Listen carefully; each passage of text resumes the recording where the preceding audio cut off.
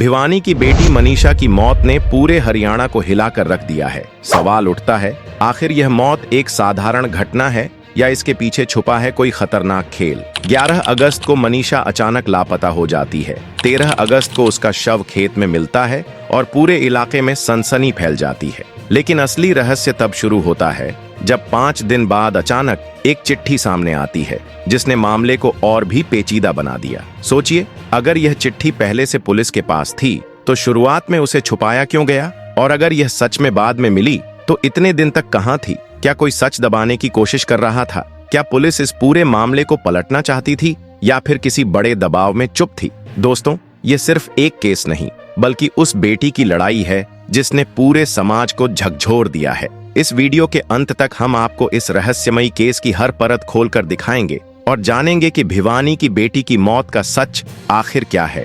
यह दर्दनाक सच्ची घटना हरियाणा के भिवानी जिले से जुड़ी है। जिले के गांव ढानी लक्ष्मण की रहने वाली एक मासूम लड़की मनीषा, उम्र करीब 19-20 साल, अपने परिवार की लाडली और पूरे गांव की पहचान थी। बेहद सीधी सादी और अपने सपनों को पूरा करने वाली। कुछ ही समय पहले उसने अपनी जिंदगी का पहला कदम करियर की ओर बढ़ाया था। पास के सिंघानी गांव में एक प्ले स्कूल में उसे अध्यापिका की नौकरी मिली थी। हर दिन सुबह समय पर घर से निकलती, पूरे मन से बच्चों को पढ़ाती, उनका ध्यान रखती और फिर शाम को घर लौट आती। लेकिन 11 अगस्त का दिन उसके लिए अलग साबित हुआ। उस दिन वह हमेशा की तरह स्कूल पहुंची। दोपहर के समय उसने अपने पिता संजय को फोन किया और बोली, पापा, आज घर देर से आऊंगी, नर्सिंग का फॉर्म लेना है और भरना भी है, आप परेशान मत होना। पिता ने हंसते हुए जवाब दिया, कोई बात नहीं बेटा, आराम से आ जाना। उन्हें अंदाजा भी नहीं था कि यह उनकी बेटी से हुई आखिरी लंबी बातचीत बन जाएगी। कुछ देर बाद मनीषा को एक और कॉल आया। फिर उसने घर पर दोबारा फोन लगाया। इस बार कॉल उसकी मौसी ने उठाया। मौसी ने पूछा, क्या हुआ बेटा? तो उसने कहा, मौसी जी, मैंने एक सूट ऑनलाइन मंगवाया है, डिलीवरी वाला कभी भी आ सकता है, आप उसे ले लेना। मौसी बोली, बेटा, हम तो अभी घर पर नहीं हैं, तुम ऐसा करो, दादाजी का नाम बता देना, वही ले लेंगे। इस पर मनीषा मुस्कुराई और बोली, ठीक है मौसी जी। फिर उसने कॉल काट दिया और वापस अपने स्कूल के कामों में लग गई। दोपहर की छुट्टी के समय जब स्कूल की वैन बाहर खड़ी थी तो उसने ड्राइवर से कहा, भैया, मुझे पास में ही एक जगह जाना है, आइडियल कॉलेज से नर्सिंग का फॉर्म लेना है, आप गाड़ी लेकर घर चले जाइए, मैं अपना काम करके लौट आऊंगी। ड्राइवर ने भी सहज होकर कहा, ठीक है बहन जी, और गाड़ी लेकर चला गया। धीरे धीरे समय बीतता गया और शाम होने लगी। इसी बीच पिता संजय के मोबाइल पर मनीषा की एक मिस्ड कॉल आई। उन्होंने तुरंत वापस फोन मिलाने की कोशिश की, लेकिन कॉल नहीं लगी। बार बार कोशिश करने पर भी कोई जवाब नहीं मिला। फोन कटने के बाद जब कॉल बार बार नहीं लगी और मोबाइल स्विच ऑफ हो गया तो घर के भीतर बेचैनी बढ़ने लगी। सब सोचने लगे कि आखिर मनीषा इतनी देर क्यों कर रही है, वह तो कभी इतनी लेट नहीं होती थी। परिवार आपस में विचार करने लगा कि अब क्या किया जाए। तभी संजय ने ठान लिया कि वे खुद जाकर देखेंगे।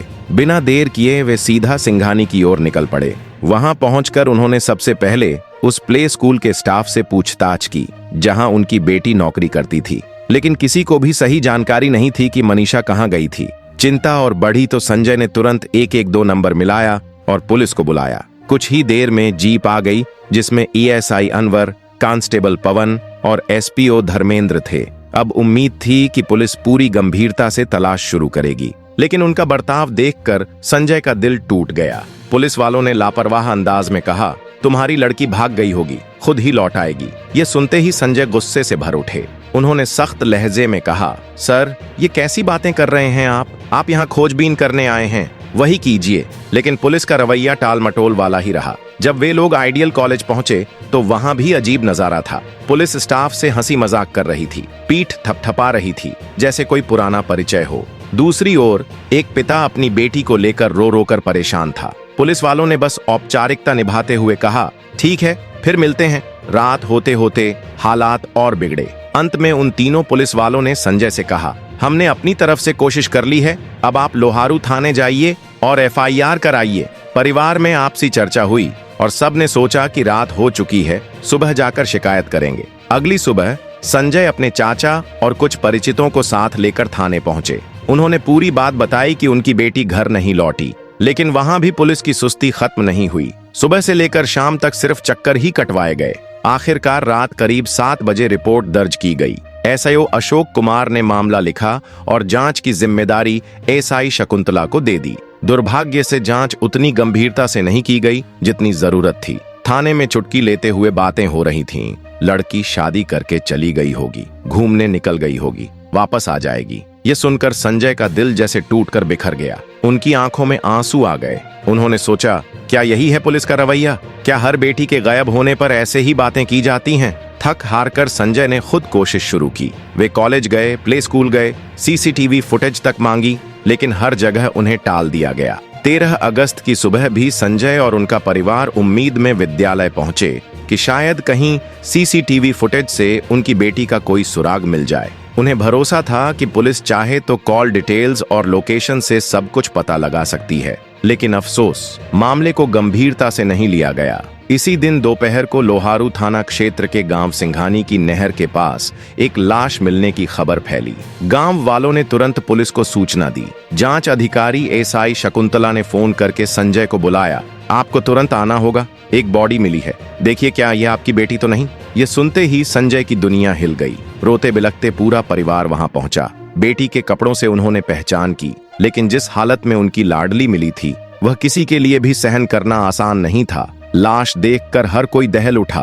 आंखें बाहर निकली हुई, गले पर चांद जैसी आकृति का गहरा निशान और शरीर पर कई खरोंचों के निशान। यह दृश्य पूरे गांव को हिला गया।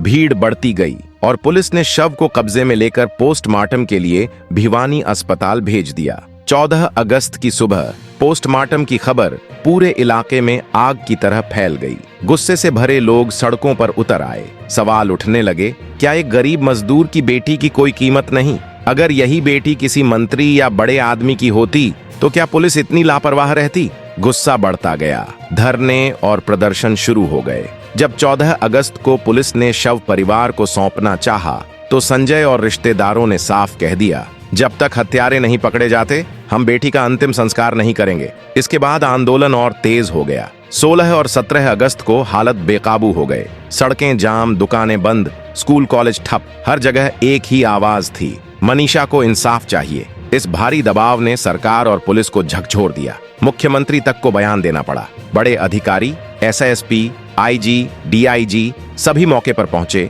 और जनता को आश्वासन देने लगे कि जांच निष्पक्ष और तेज होगी। दबाव के बीच प्रशासन ने कार्रवाई भी शुरू की। उस समय के एएसपी मनवीर सिंह का तबादला कर दिया गया और 2014 बैच के आईपीएस सुमित कुमार को नया चार्ज सौंपा गया। एसआई अशोक कुमार को लाइन हाजिर किया गया और केस को लापरवाही से देखने वाली एएसआई शकुंतला को निलंबित कर दिया गया। पीसीआर पर तैनात ईएसआई अनूप, कांस्टेबल पवन और एसपीओ धर्मेंद्र को तुरंत निलंबन का सामना करना पड़ा। लेकिन जनता का आक्रोश यहीं शांत नहीं हुआ। भीड़ कहने लगी, ट्रांसफर कर दोगे तो दोबारा पोस्टिंग मिल जाएगी, सस्पेंड कर दोगे तो फिर से बहाली हो जाएगी, लेकिन क्या हमारी बेटी लौट आएगी? अगर शुरुआत से ही ईमानदारी से जांच होती तो शायद आज वह जिंदा होती। यह गुस्सा सिर्फ भिवानी तक सीमित नहीं रहा। लपटें झज्जर, जींद और फतेहाबाद तक फैल गईं। पक्ष और विपक्ष दोनों एकजुट हो गए। रोडवेज कर्मचारी, यूनियन, छात्र छात्राएं और व्यापारी सभी लोग सड़कों पर उतर आए। पूरा प्रदेश ही नहीं बल्कि आसपास के राज्यों तक से आवाज उठने लगी, न्याय चाहिए, हथियार बंद अपराधियों को पकड़ो। जब तक सच्चाई सामने नहीं आएगी तब तक शव का अंतिम संस्कार नहीं होगा। पहला पोस्टमार्टम भिवानी जिला अस्पताल में हुआ, लेकिन रिपोर्ट सामने आते ही हालात और भड़क उठे। डॉक्टरों ने लिखा, शरीर पर जो गहरे निशान हैं वे जानवरों के नोचने जैसे प्रतीत होते हैं। गले पर किसी हथियार के घाव नहीं मिले और न ही यौन शोषण का कोई सबूत। यह सुनते ही लोग भड़क गए। गांव वाले बोले, इतनी बुरी हालत में शव मिला और डॉक्टर कह रहे हैं यह जानवरों की वजह से है। अगर यह जघन्य अपराध नहीं है तो और क्या है? आखिर सच क्यों छुपाया जा रहा है? परिवार का गुस्सा 7वें आसमान पर पहुंच गया। तय हुआ कि दूसरा पोस्टमार्टम करवाया जाएगा। शव को रोहतक पीजीआईएमएस भेजा गया। वहां की टीम ने बारीकी से जांच की और रिपोर्ट दी कि कार या यौन हिंसा का कोई सबूत नहीं है। गर्दन और शरीर पर जो घाव मिले वे हथियार से नहीं बल्कि जानवरों के नोचने जैसे हैं। लेकिन इस बार रिपोर्ट में एक नया मोड़ आया। इसमें कारण हानिकारक दवा को बताया गया। यह सुनते ही गांव में और अधिक हलचल मच गई। लोग इस निष्कर्ष को मानने को तैयार ही नहीं थे। तभी अचानक अगस्त की दोपहर को सोशल मीडिया पर एक कथित पत्र वायरल होने लगा। हालांकि इसके एक दिन पहले ही डॉग स्क्वाड और पुलिस ने उस नहर और आसपास का इलाका छान मारा था जहां शव मिला था, लेकिन वहां से कोई ठोस सुराग नहीं मिला। गांव वालों का आरोप था कि कुछ सबूतों को जानबूझकर दबाया गया। जो पत्र वायरल हुआ उसमें लिखा था, सॉरी मम्मी पापा, मैं अपनी वजह से आपको तकलीफ में नहीं देख सकती। आपने मेरे लिए बहुत कुछ किया। मैं कभी गलत नहीं थी और न ही किसी गलत काम में शामिल थी। मैं सिर्फ आपके सपने पूरे करना चाहती थी। BSSSC नर्सिंग कर रही थी ताकि नर्सिंग ऑफिसर बनकर आपका सिर ऊंचा कर सकूं।